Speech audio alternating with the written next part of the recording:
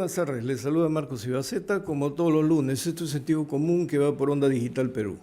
Nos ven a través de Facebook, YouTube y las demás vías de señal abierta que van a ir apareciendo en la pantalla. Se transmite a nivel nacional.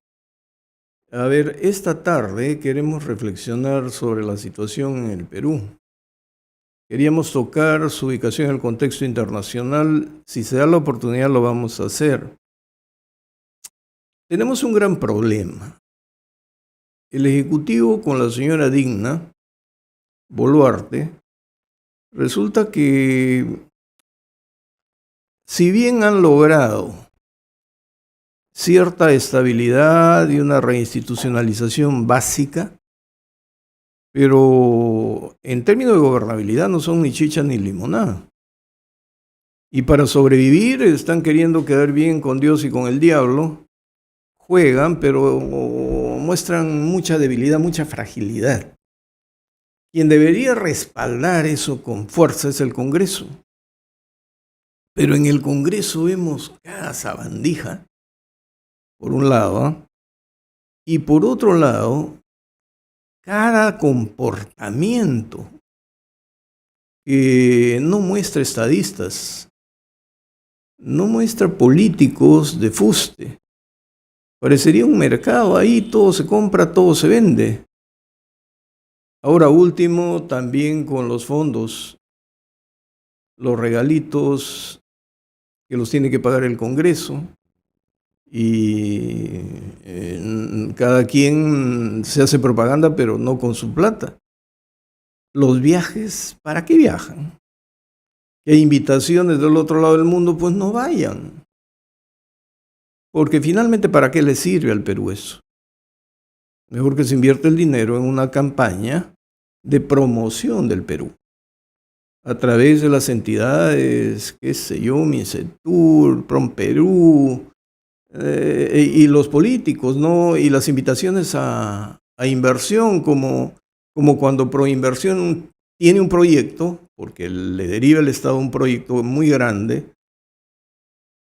Entonces sale una comisión con economistas, administradores, inversionistas, y van mostrando el proyecto por todo el mundo, porque necesitamos inversión.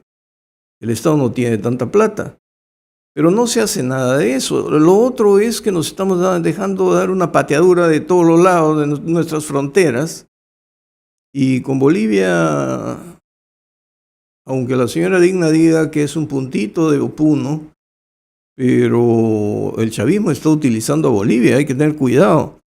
Por ahí yo escribí que el chavismo se desmorona porque Lula no tiene la fuerza de antes y a Brasil como Estado ya no le conviene estar en estos líos de Foro de Sao Paulo o Grupo de Puebla, porque él está incorporado al BRICS, ¿no? Brasil, India, China, Rusia, Sudáfrica, al que se han ido plegando Turquía, Arabia Saudita, una serie de países que están apostando por la desdolarización, a la cual Europa no es ajena, porque Europa quiere fortalecer el euro.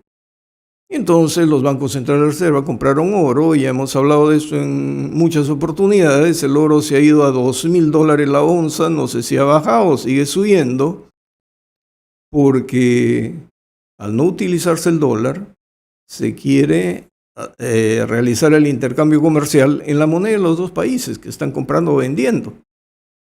Y hemos visto cómo China, teniendo a una Argentina sin reservas y sin dinero, porque el kirchnerismo ha hecho polvo la economía ya, y Milei tiene ideas bastante radicales contra el kirchnerismo. Bueno, China, viendo eso, le compra toda la producción futura argentina, pero le dice: yo te voy a pagar en yuanes. De modo que si Argentina le compra tecnología o lo que quiera a China, le tiene que pagar en yuanes. Ahora, ¿por qué le va a pagar a China en yuanes a la Argentina? Porque pagarle en pesos es pagarle nada al tipo de cambio, ¿no? Porque sí es cierto lo que se dice que en Argentina, en Bolivia, están comprando soles peruanos por la fortaleza de la moneda. Entonces, el peso no serviría para nada. Para que esta operación tenga éxito, ya pactaron, ya negociaron en su hecho público un préstamo de no sé cuántos miles de millones de yuanes a la Argentina, que suma en dólares 19.000 millones de dólares, para que la Argentina pueda comprarle a China, a nadie más, porque ¿quién va a aceptar el yuan en otro lado? Y si China negocia con Europa, entonces seguramente les va a pagar en euros, pero los europeos le tienen que pagar en yuanes. Ahora, esto nos lleva a pensar y repensar si la guerra de Ucrania fue una medición de fuerzas militares respecto de la OTAN. Y lo digo porque se ha anunciado la más gigantesca maniobra de combate aéreo por parte de la OTAN. Entonces, es una medición de fuerzas, pero más que con la confrontación bélica, lo que nos llama la atención es la confrontación económica, porque las guerras se ganan por la economía. Estados Unidos realmente en corto plazo puede ver debilitada su economía. Parecería que no, ¿no?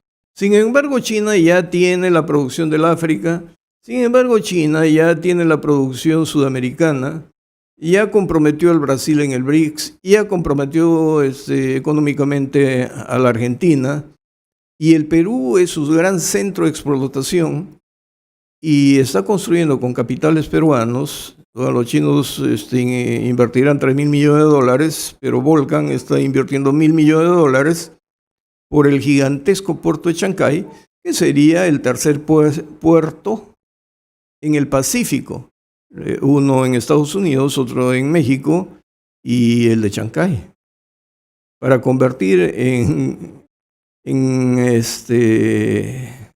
cabotaje toda la navegación de Chile, Colombia, Ecuador, que tendría que venir a Chancay, porque allí sí entrarían los más grandes barcos que pueden tener más de 20.000 contenedores. Y desde allí partirían directamente a China. Entonces el posicionamiento estratégico de Perú es muy importante y Estados Unidos no se da cuenta. Y nosotros no nos damos cuenta que el chavismo está queriendo implantarse en Bolivia. Ahora, ¿por qué estoy llamando la atención a esto? Porque cuando vine a Lima, en los 70s, cae el Che Guevara, a inicios de los 70. Y el Che Guevara ya había identificado Bolivia como el lugar ideal para desarrollar una revolución hacia toda Latinoamérica, por su posición estratégica. Y entonces no sería nada raro que el chavismo también esté viendo esto, porque no es normal pues que tanto militar venezolano esté ingresando y Bolivia nos ponga una cónsul en Puno y nosotros no hagamos nada.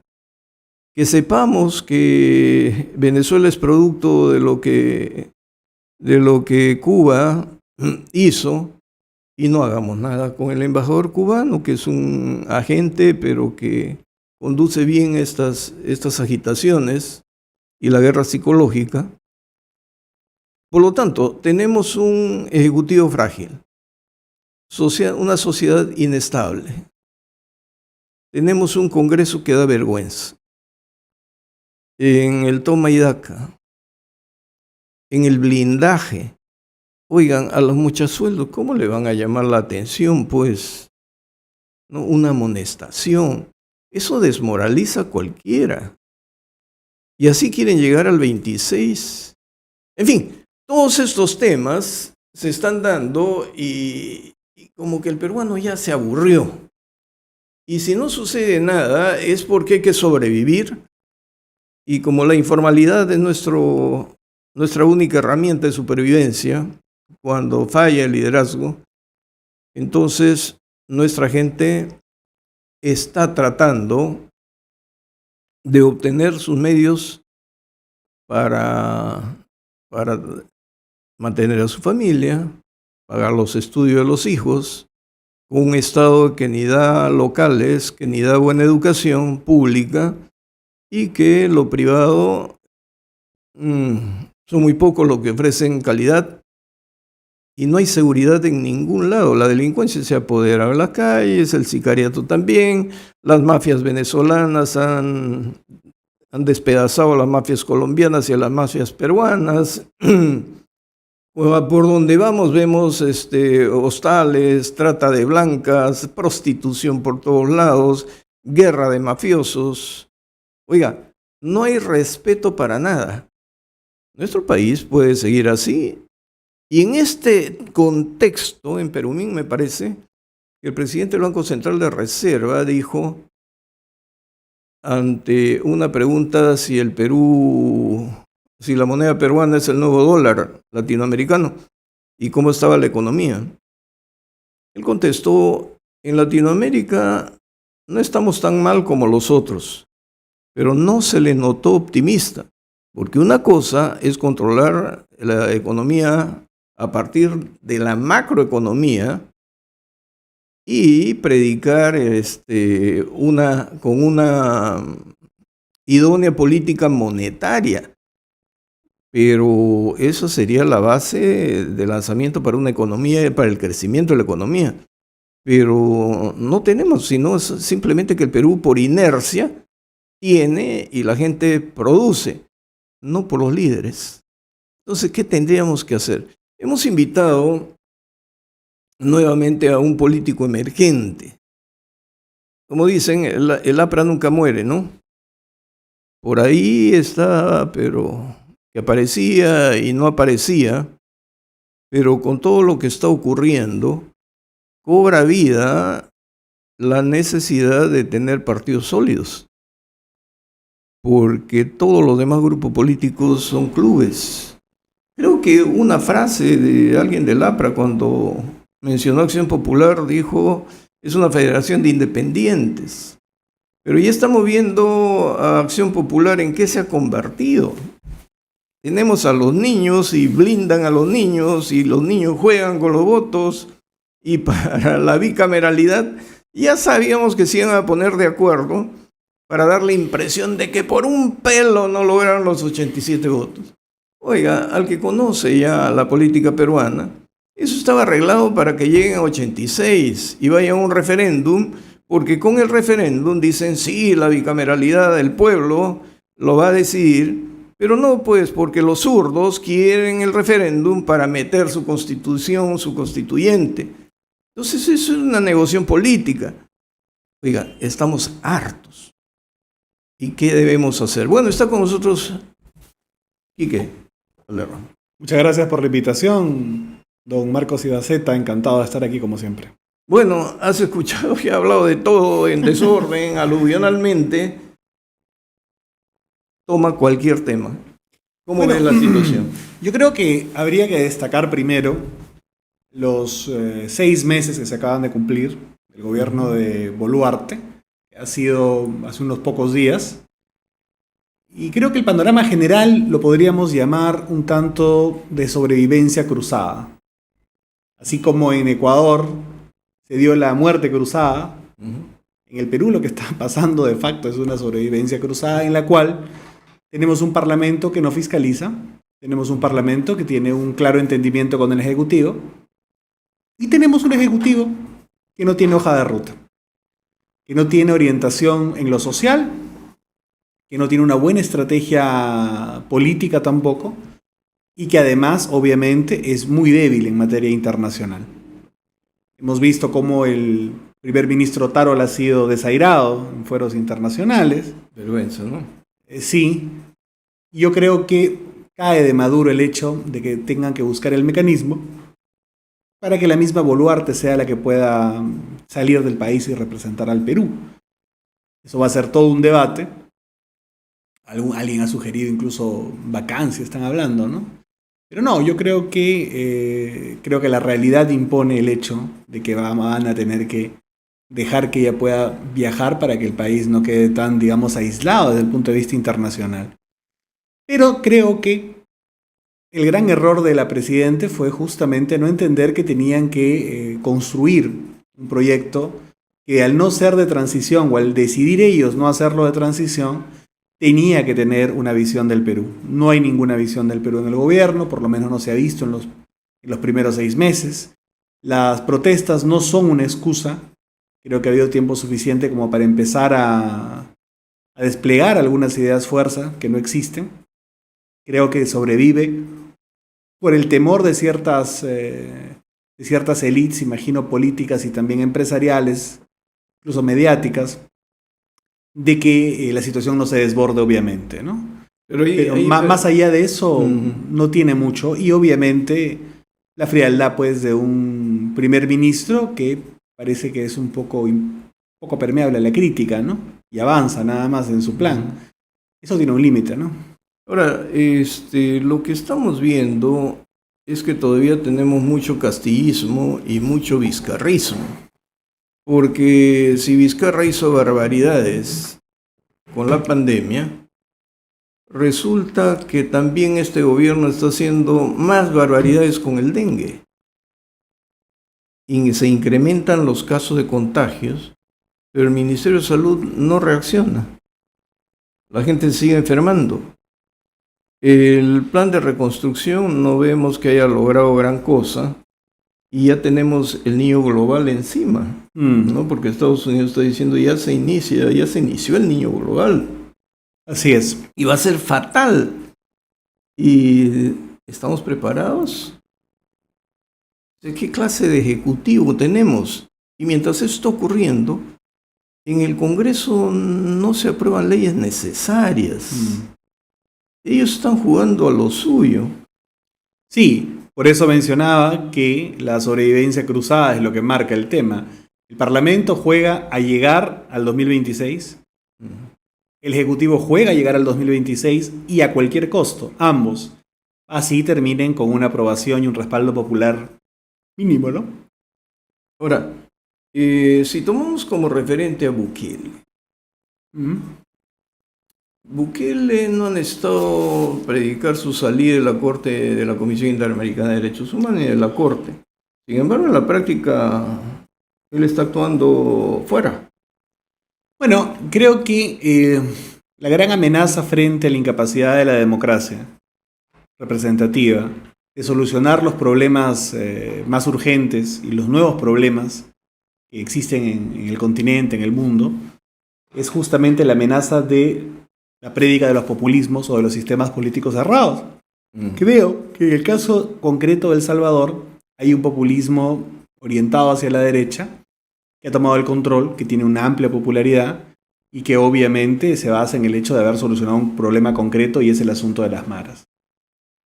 Explicar, por ejemplo, que se han atropellado determinados derechos humanos, etcétera, a una población que sentía que no vivía en libertad, porque no podía salir prácticamente a la calle sin pensar que podían ser asesinados o podrían ser extorsionados, es muy difícil, aunque en efecto así lo sea. Yo creo que esa es la gran amenaza que tiene hoy la democracia en estos tiempos. Autoritarios de izquierda o de derecha que se ofrezcan a solucionar un problema concreto. Algunos lo harán efectivamente y otros no lo harán, pero evidentemente el pago es similar. El pago es la concentración del poder en pocas manos. Recuerda que incluso Bukele ha tenido episodios en donde ha interferido de una u otra manera alrededor del tema del sistema de justicia, fiscales, etcétera, y creo que eso definitivamente no es saludable. Pero a donde tú lo enfocas concretamente es como lo que sucedió aquí, si te das cuenta. El informe de la comisión en realidad ha sido acusado como golpe, ¿no? O sea, ha sido acusado como un elemento que no digo que ha desestabilizado, pero que ha golpeado al gobierno. Pero más allá de eso, prácticamente ha sido tomado como un elemento declarativo, ¿no? Ya, pero si tenemos todo eso, ¿por qué todo el mundo agacha la cabeza, la esconde como el avestruz. Si la comisión, porque no es vinculante, ¿no?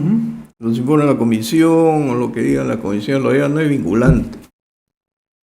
¿Por qué no tenemos especialistas que tracen líneas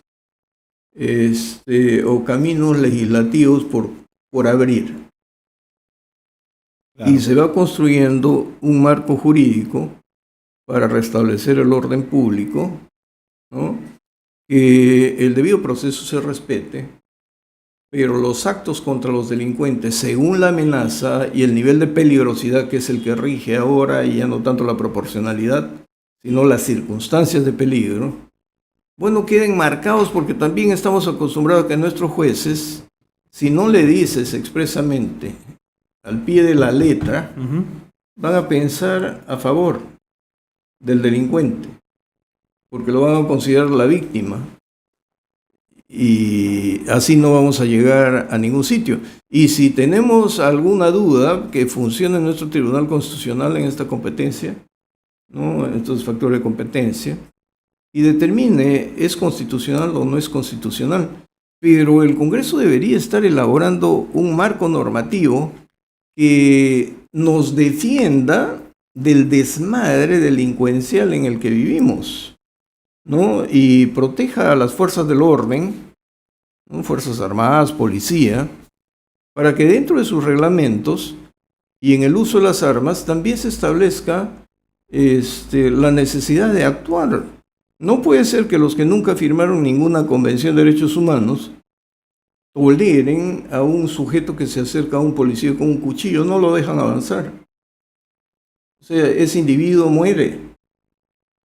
Pero acá no, tiene que acercarse el delincuente, disparar al policía, hemos visto el de Satipo, tiene que enfrentarse y le disparan de un lado, lo rematan del otro, le quitan su arma.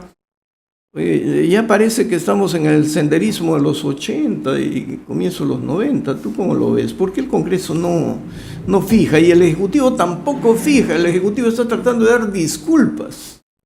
Yo creo que en los últimos años ha habido un discurso hegemónico muy contrario a las fuerzas del orden, particularmente a la policía, y evidentemente también de debilitamiento sistemático a las Fuerzas Armadas.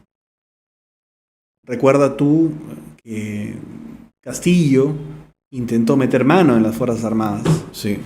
Recuerda tú que Sagasti, de quien muy poco se habla, que tuvo evidentemente en el plano sanitario una mejor perspectiva que Vizcarra, sin duda, pero que no se recuerda usualmente, que él dio de baja a 18 generales, ¿no?, de la policía. Sí. Él atentó, creo yo, con la institucionalidad de la policía en un asunto que nunca se terminó de resolver o se terminó de resarcir en todo caso. Por lo tanto, los actos contra la policía y contra el ejército son sostenidos realmente en los últimos años. Y no ha habido, desde la política, partidos políticos que defiendan a la familia policial y militar.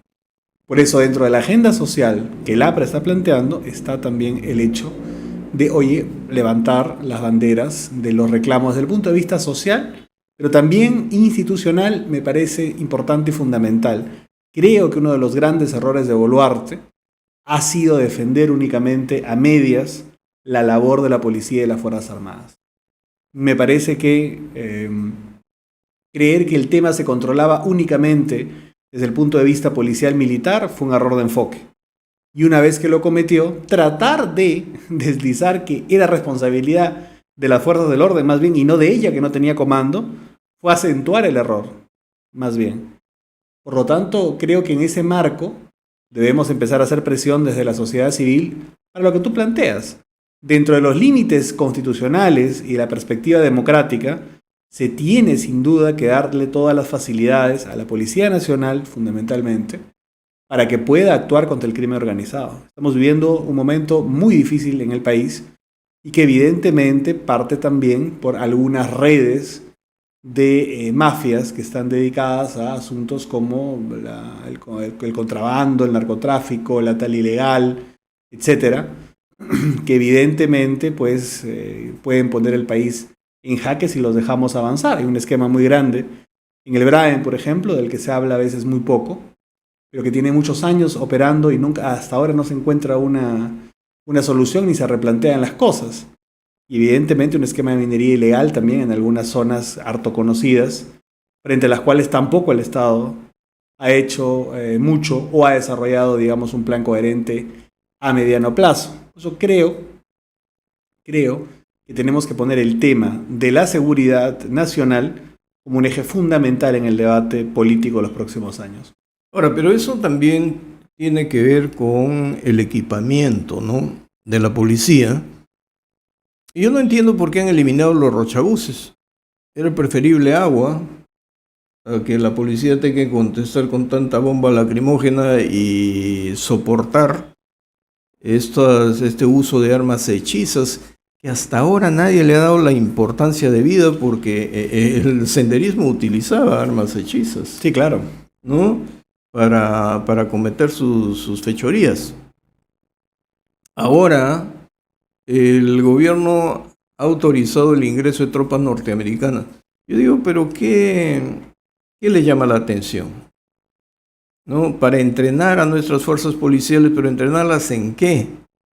Porque equipamiento no tienen. Aparatos tampoco tienen muchos, ¿eh?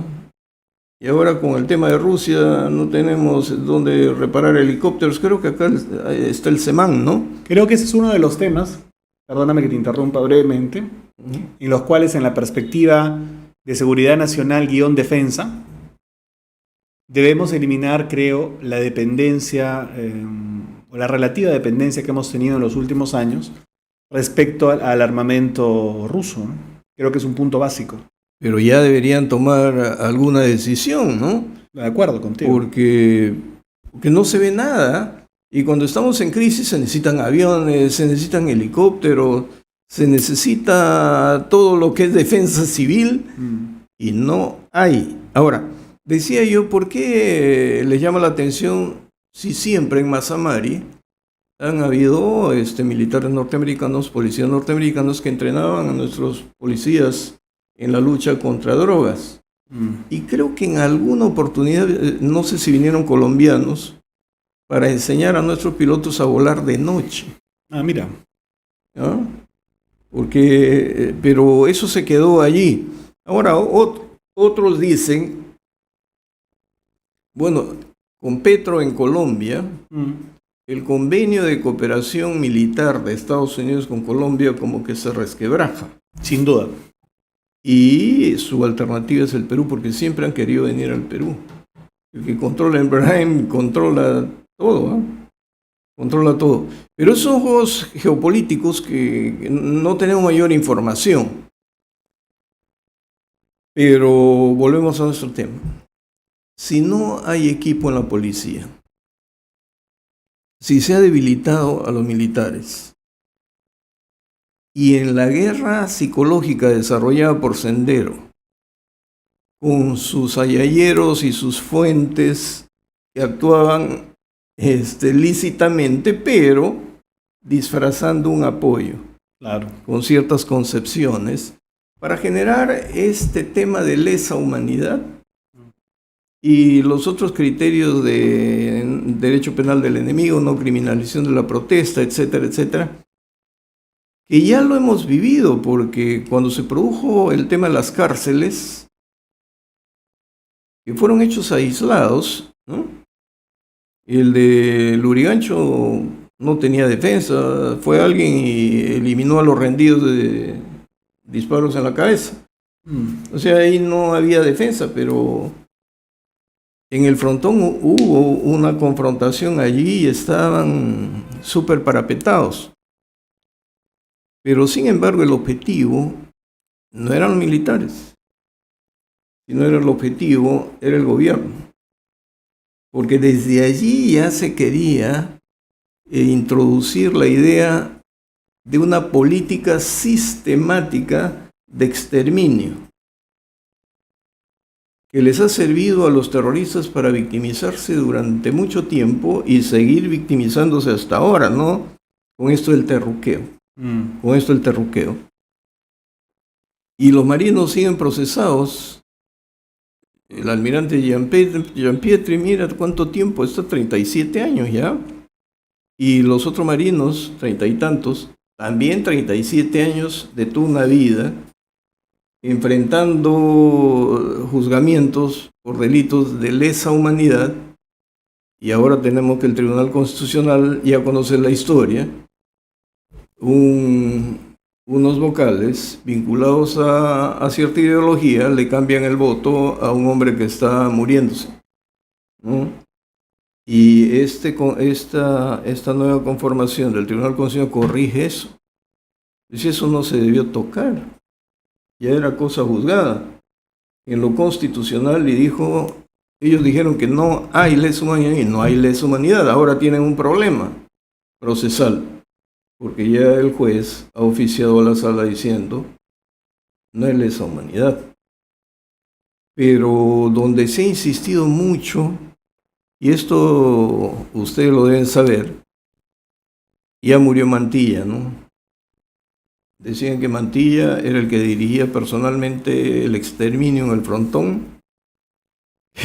Llegaron a decir hasta que un buque de la Marina bombardeaba con su cañón. Oye, un cañonazo de la Marina, Imagínate. te hace volar toda la isla, ¿no? Dos, tres, pero así, y que desde los helicópteros venía el bombardeo, y la gente se lo ha creído, ¿no? Y los congresistas... Había una leyenda muy negra y muy dura, ¿no? Querían llegar a Alan García y su Consejo de Ministros. De acuerdo. Para decir, si todo eso ya se conoce, ¿por qué seguimos a la defensiva?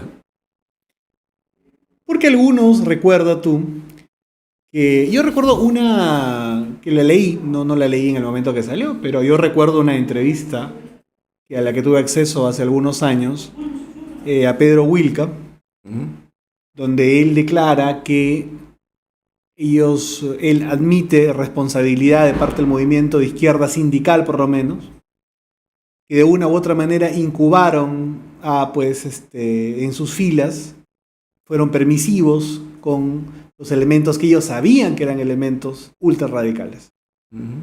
Y creo que esa circunstancia que retrata Wilca alrededor del movimiento sindical, digamos, de izquierda, se dio también en otros espacios más políticos, ¿no? De tal manera que incluso habiendo atentados directamente contra facciones de izquierda, digamos, política, nunca hubo pues un señalamiento contundente y duro de parte de ellos sistemático. Ha habido, no digo que un doble juego, pero ha habido una suerte de sentimiento de culpa, de no ir firmemente contra este tema. Incluso Diez Canseco, cuando sale de la embajada del Japón, tú recordarás, sí, y da una entrevista, él prácticamente dice que eran hombres bomba, que era pues imposible tratar de experimentar una operación, como desanimando a la gente del gobierno que pueda finalmente realizar una operación que, subrayo el rol obviamente fundamental y básico de las Fuerzas Armadas, de los comandos, fue exitoso, más allá de que sea en el marco de un gobierno como el de Fujimori, con el que tenemos amplias diferencias. Pero la labor de los comandos hay que evidentemente reconocerla y además agradecerla, obviamente. Pero por eso digo que hay sectores de la izquierda que son indulgentes, actuaron, dice Will, que incluso actuamos como celestinas del radicalismo, del senderismo. Creo que eso finalmente terminó, creo yo, por todas las investigaciones, marcando también su vida, ¿no? De alguna manera. Pero siguen haciendo lo mismo ahora. Y ahora siguen haciendo exactamente lo mismo. Porque llegó Castillo, sabemos de dónde llegó Castillo, al FENATEP nadie lo toca, al CONARE nadie lo toca, Movadef, ahora uno habla del Movadef y lo amenazan con denunciarlo penalmente. Y pareciera como que fuera un partido más, ¿no? Así como que estás hablando de un partido más. Es como que los alemanes estuvieran hablando y el partido nazi, y está ahí. Cuando eso es impensable en una además sociedad democrática, aceptar la participación de quienes no son democráticos y tienen evidentemente un gen fascista y totalitario. Creo que ahora todavía existe eso. Y sabes, creo que hay que evidenciarlo, decirlo lo más claro y fuerte posible, ¿no? Es muy fácil decir luego me equivoqué. Yo creo que hay que ser responsable con lo que se hace. En el caso del SUTEP, por ejemplo, en la segunda vuelta, ellos apoyaron a Castillo. Sí. Salió el señor Lucio Castro, me parece, a apoyar a Castillo. Y luego de algunos meses dio una entrevista donde marcaban distancia, donde le pedían que renunciara, donde decían que habían indagado y que en efecto habían encontrado indicios de que Castillo estaba rodeado por elementos radicales. No, eso era estupidez. Eso era estupidez. Como si no hubieran sabido en la segunda vuelta que eso era así. Y digo estupidez por lo siguiente. Porque cuando Castillo llega a liderar el movimiento sindical de los maestros, en realidad le ganó la batalla a Patria Roja. Sí, claro. Pero el objetivo era desplazar a Patria Roja y meterse en la derrama. Por supuesto. Es un mundo de dinero que se mueve ahí. Por eso, la vida, la literatura y la vida tienen episodios, y la política también, tienen episodios de ironía, ¿no? Porque finalmente un partido, más allá que no tenga registro, Patria Roja es un partido, he conversado con algunos de sus líderes hace algunos años. Curioso que ellos teniendo una vena marxista radical, ¿ya?, de impugnación al capital, terminen siendo banqueros prácticamente. Es irónico, es muy irónico. Con una masa de dinero tremenda. Ahora entre ellos se quieren matar, ¿no? El FENATE y Patria Roja, no sé cómo van a hacer eso. Pero deben sentir un gran alivio que a la caída de Castillo. Castillo actuó populista y demagógicamente, no solamente en la elección a presidente, sino también en la negociación educativa en el año 2017. Él mantiene las protestas porque es cierto que había una agenda social del magisterio y ya no la representaba Patria Roja, eso es verdad. ¿Por qué? Porque se acomodaban con el poder, porque eran dóciles al gobierno de turno usualmente. Fueron relativamente dóciles con Humala, fueron igual con Kuczynski, estaban en eso mismo. Y evidentemente había una masa popular de maestros que querían algunos cambios, a los cuales la cúpula ya dedicada a temas más bien financieros de parte de Patria Roja ya no respondía. Y aparece pues esta opción con una agenda reivindicativa, pero en el fondo evidentemente queriendo también capturar a la rama, pero además con una vena ultra, ¿no? Que fue lo que pasó con Castillo. Llega al gobierno y además los oficializa como sindicato, por cierto. Y ellos evidentemente han querido desestructurar de alguna manera a Patria Roja. Bueno, estamos en el plano educativo, no diré entre el cáncer y el SIDA, ¿no?, pero entre cosas muy radicales. Por lo tanto, creo, y esa es una segunda cuestión que quería decir aquí también, es más importante que nunca que el ANTAE histórico que hemos tenido nosotros, la articulación de profesores apristas, vuelva a relanzarse. Estamos en esa labor también. Creo que hay un campo abierto para eso, porque muchos dirigentes también de Castillo, durante el poco tiempo que estuvo en el poder, también se desprestigiaron, por cierto. Es decir, demostraron a los que les dieron poder y posición no haber llegado para hacer una revolución, sin duda, sino llegaron para robar, obviamente.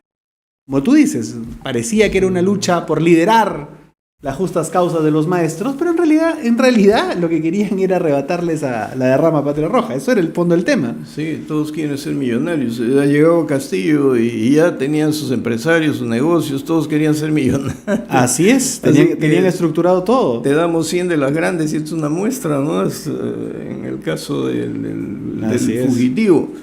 Pero ahora vamos a... Hay algo que decía Toynbee, ¿no? Que si no aprendemos de la historia, pues no hemos aprendido nada. Viendo la historia latinoamericana, pero partamos de Bukele. ¿Te gusta Bukele? Me di cuenta. No, estoy tomándolo como referencia porque está ingresando al mismo terreno que ingresaron antes otros. Fujimori, por ejemplo. No solamente Fujimori. Vamos a llegar a Fujimori.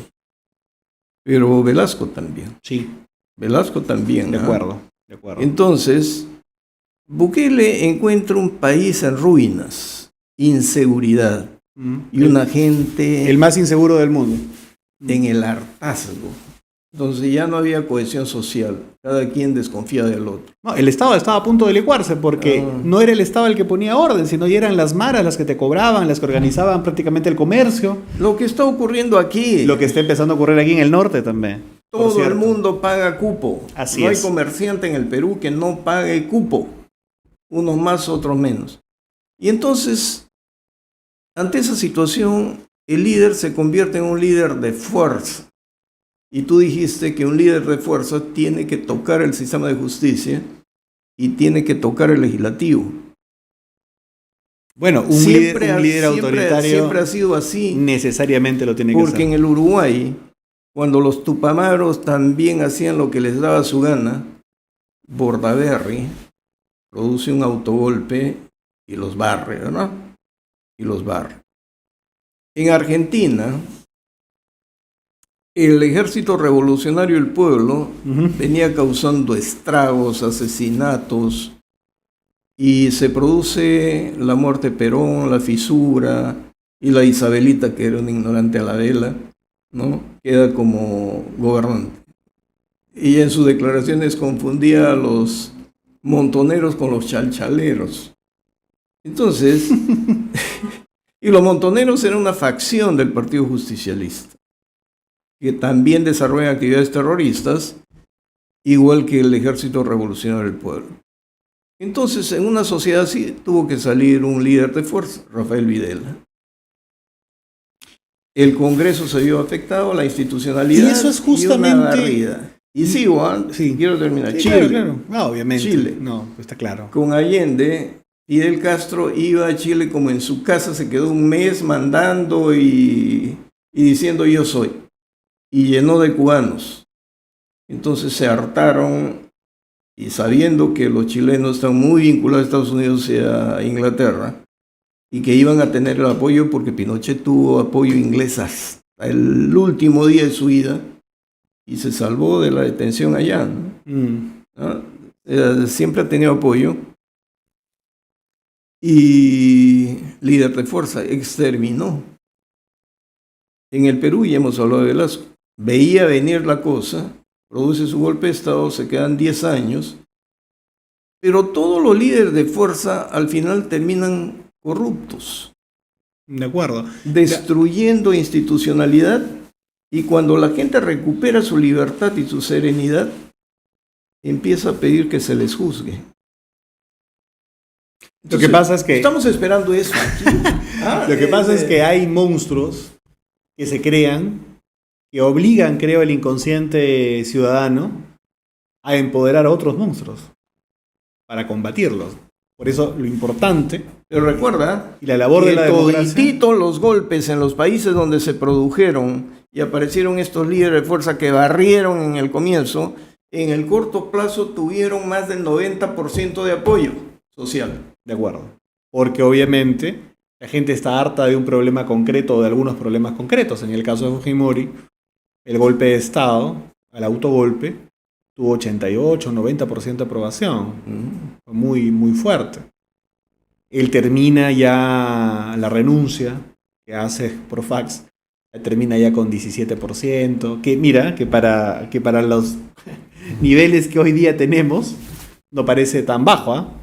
Pero sí, termina ya con 17%, ya muy debilitado, ¿no? O Pinochet ahora, que es extrañado por el 36, 30 y tanto por ciento en Chile. Hay una cosa ahí, más bien, no sé si propiamente Pinochet, pero sí el orden que evidentemente significaba en la cabeza de muchos, frente sobre todo al desorden de las izquierdas en Chile, ¿no? Porque luego de haber tenido la inmensa oportunidad de que les hayan dado todo, que han tenido la posibilidad de hacer una constitución como ellos hubieran querido, alumbraron un Frankenstein realmente. De muchísimos artículos contradictorios entre sí, extremadamente extravagante, terminaron haciendo que la sociedad diga esto no es serio y rechazaron Aquí la tengo un Constitución. paréntesis. Y no solamente eso, Ajá. sino que votaron por la derecha. Ya, en la Sí, siguiente sí, elección sí. ya, no solamente ya no, sino vámonos para acá, completamente. Claro, el desorden. El desorden es tampoco. exacto, la gente ya llega a un punto en que no, pues. Quieren sobrevivir. Y aquí quería hacer un paréntesis. En toda esta trayectoria de guerra política, gana Alan García su segundo gobierno. Yo decía, contra esta arremetida podrá, porque los caviares se habían metido por todos lados. Y creo que de manera inteligente Alan García dice, freno esto, pero gobierno hacia adelante. No, y los indicadores económicos y políticos no fueron malos. No, fueron muy buenos. Fueron muy buenos. Fueron muy buenos, creo que hubo una apertura comercial importante. Creo que el hecho de firmar, creo, 17 TLCs, conectar el Perú con el mundo, no es poca cosa. Quedaron algunos pendientes hasta ahora, por ejemplo, como el de la India. Esperemos que se concrete. Creo que un mercado de 1.400 millones y similar al de China. Creo que la acaba de superar incluso poblacionalmente o está por superarlo en estos meses, en las proyecciones. Creo que sería importante la construcción de obra popular, sobre todo, a nivel de núcleos ejecutores, a nivel evidentemente también de vivienda, a nivel de pistas de veredas, a nivel de carreteras. Creo que no ha habido un ímpetu constructivo que se pueda emular, no te digo incluso ni siquiera que sea superior, pero que se pueda emular al segundo gobierno del APRA, si no nos remontamos hasta el odrismo, te diría, me parece. Fujimori tuvo otras características que creo yo eran ayudadas además por el hecho de que podía pilotear a medias el país. Tenía un cerebro detrás, estaba pendiente de todo lo que pasaba desde el punto de vista de la seguridad nacional, también en decisiones ejecutivas o administrativas algunas, fundamentalmente en el tema de la seguridad. Y Fujimori podía desplazarse con tranquilidad, sabiendo que tenía eso detrás, algo evidentemente indebido, pero lo tenía. Y él hacía política también, siendo presidente. Inauguraba colegios, entregaba personalmente títulos, vivía en una campaña permanente también, ¿no? Por lo tanto, hay una vieja anécdota que cuenta los orígenes de Acción Democrática. Hay una persona muy conocida, un escritor, Rómulo Gallegos, que no termina siendo el líder del partido, sino lo es Rómulo Betancourt. Y cuando se estudia el por qué, es porque Betancourt sí visitó pueblo a pueblo de Venezuela y le dio la mano a los que iban a ser sus operadores o sus dirigentes. En el caso de Fujimori también tuvo la libertad, como cogobernaba prácticamente, tuvo la libertad de viajar más. Creo que en el segundo gobierno del APRA faltó un poco más de prédica social y de desplazamientos que obviamente un gobierno democrático difícilmente lo puede hacer, ¿no? Pero eso ya había ocurrido con Belaúnde acá, ¿eh? También. Porque también. Belaúnde fue el primer candidato que se paseó por todo el Perú. Él habla de los villorrios, ¿no? Pero yo vivía en un pueblo ahí donde estaban los norteamericanos, Le Tornó, y Belaúnde llegó en un pequepeque. Claro. ¿No? Y hablaba en las escuelas, y la gente lo quería, decía, este está conociendo el Perú. Por eso es que el Perú como doctrina, surge el Perú como doctrina. Sí, y yo creo que no y es... a donde iba Belaúnde tenía, pero el gran momento de Belaúnde fue Punta del Este. Él regresa y regresa aclamado, ¿no? Pero ¿qué le pedían? Cierre el Congreso. La población le pedía cierre el Congreso y gobierna. Que la población pide un líder de fuerza, lo que estamos señalando. Y Belaúnde no era eso. No era eso. No. Era un demócrata. No era Por eso eso. yo decía que algunos miembros de la guardia anterior del APRA, los que ya no están, ¿no? Los que eran, digamos, los veteranos de cuando la promoción de Alan García eran los jóvenes, ¿no? Ellos justamente le pusieron el mote, pues, que Acción Popular era una federación de independientes, ¿no? Sí. Y obviamente lo era en efecto, pero tenía un elemento aglutinador en el carisma y en la convicción, digamos, de buenas formas democráticas de Belaúnde. Ausente Belaúnde, tuvieron un hipo con Paniagua, que fue prácticamente una cuestión fortuita su presidencia. Y tienen un segundo hipo con Barnechea, que los vuelve a conectar, digamos, mediáticamente, a pesar que se desplomó en el último momento, pero los vuelve a conectar mediáticamente. Y luego, evidentemente, la alcaldía de Lima y las alcaldías, donde demostraron, lógicamente, nuevamente, no tener rumbo. Como digo, sin el arquitecto quedaron pues aún más expuestos. Cuestión diferente del APRA, que siempre nos hemos mantenido con una concepción de las cosas. Nosotros creemos en el cambio social, creemos en la justicia social, así a algunos amigos libertarios les molesta el término, pero creemos en la justicia social, creemos en el cambio social, pero en el marco del respeto y la profundización de las libertades económicas y políticas. Yo recuerdo una conversación con un catedrático mío, profesor mío, marxista en la Católica, que me decía, mi generación se equivocó al pensar que se tenía que sacrificar la libertad para construir la justicia social. Y yo decía, tu generación, pero Aya de la Torre vio 40 años antes que tu generación que era posible hacerlo. Entonces creo que el mensaje del APRA y la prédica del APRA es eso. Podemos ir hacia un cambio social sin necesidad de los líderes de fuerza que tú mencionas. Ahora, haciendo un análisis frío de las cosas, yo te puedo decir que un movimiento histórico como el APRA, creo que ha cambiado profundamente este país, tanto en su ejercicio parlamentario fundamentalmente, como cuando fue gobierno. No solamente por el ímpetu constructivo del segundo y la apertura comercial que tuvo. El primero también sentó algunas bases de gran infraestructura hídrica, por ejemplo, agrícola. Pero he de decir, y acá iba, que los cambios, no en la perspectiva de largo plazo de la historia, sino los cambios más abruptos en corto tiempo, lo han hecho regímenes dictatoriales en el país. Velasco y Fujimori cambiaron definitivamente en corto tiempo el poder en términos económicos y políticos en el país, ¿no? Y sociales. Te pongo un ejemplo nomás, un dato, que la democracia hasta Belaúnde mantenía el poder del marido para disponer de todos los bienes a sola firma y dejaba a su mujer y a sus hijos vendiendo todo en la miseria. ¿Quién modifica ese artículo del Código Civil? Velasco. Sobre eso... Y allí establece que no se puede disponer sino con las dos firmas.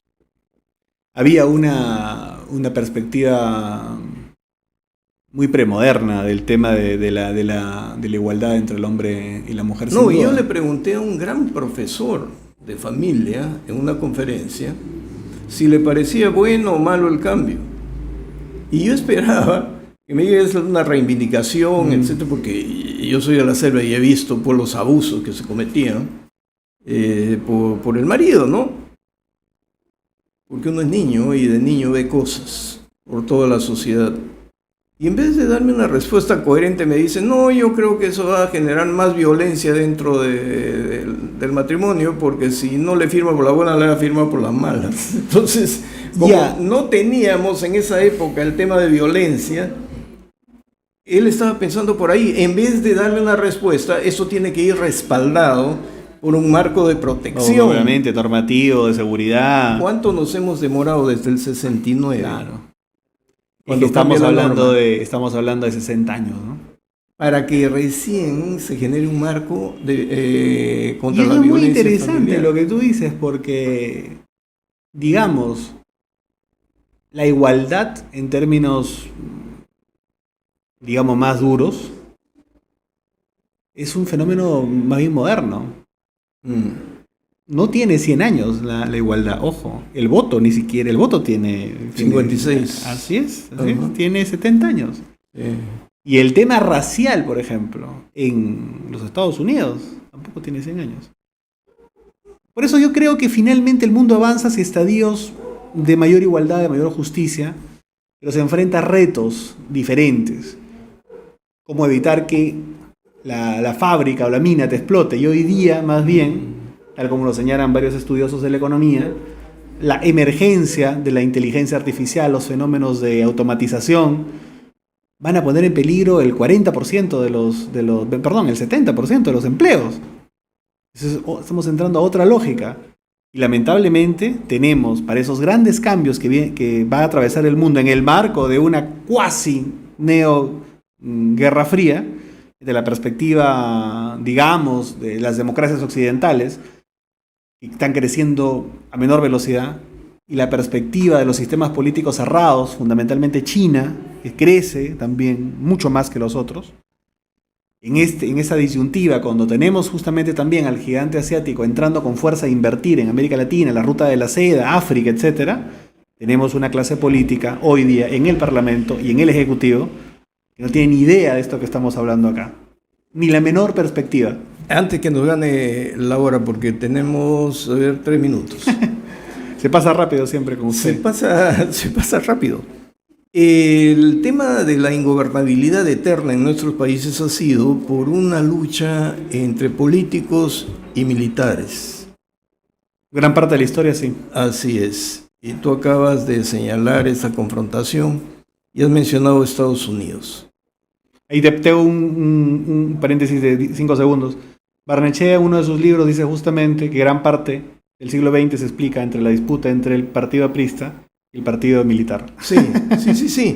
Pero si analizamos nosotros, los países hegemónicos, las grandes potencias, tienen su sistema de seguridad, su fuerza armada Poderosa, por supuesto. Sus servicios secretos poderosísimos. Hiperpoderosos. Así que la CIA, los servicios secretos, el FBI. Pero no corruptos. Pero están al servicio del Estado. Así es. Y hay sistemas de controles. Así es. Y donde la autoridad moral, la fuerza moral prevalece sobre la fuerza material, porque hay un tribunal de constitucionalidad y una Corte Suprema. Yo te voy a decir una reflexión final. Lo que pasa es que estamos comparando prácticamente con la democracia más consolidada del mundo, te diré. O sea, no ha habido ahí un quiebre democrático. Esa institucionalidad norteamericana tiene la capacidad de aguantar y procesar dentro del sistema. Procesar me refiero al proceso político, no un proceso penal. Procesar dentro del sistema democrático a un populista como Trump y que no pase y que no se caiga el sistema, a pesar de tener un Trump. Sí. Uh-huh. O sea, eso te habla de la fortaleza institucional que tienen ellos, ¿no? Que no tenemos aquí. Sí, pero se supone que es un desafío. Hay que construir. Hay que construirlo. Porque lo que estamos viendo es que se destruye la Fuerza Armada, así es. Se destruye la policía, se destruye nuestro servicio de seguridad interna y externa, nos debilitamos ante todos y tenemos políticos alfeñiques. En eso las nuevas promociones del APRA estamos muy claros. Hay que fortalecer las Fuerzas Armadas, hay que fortalecer la policía, hay que fortalecer los servicios de inteligencia, pero como tú dices, no al servicio de caudillos o de políticos, sino del Estado, que finalmente es el pueblo, ¿no? Así es, porque es un pueblo uniformado simplemente. Bueno, yo siempre deseando la mejor de las suertes a la nueva generación del APRA. No necesitamos un partido sólido. Y fíjate que yo no he sido de ningún partido. Pero sí has tenido experiencias políticas.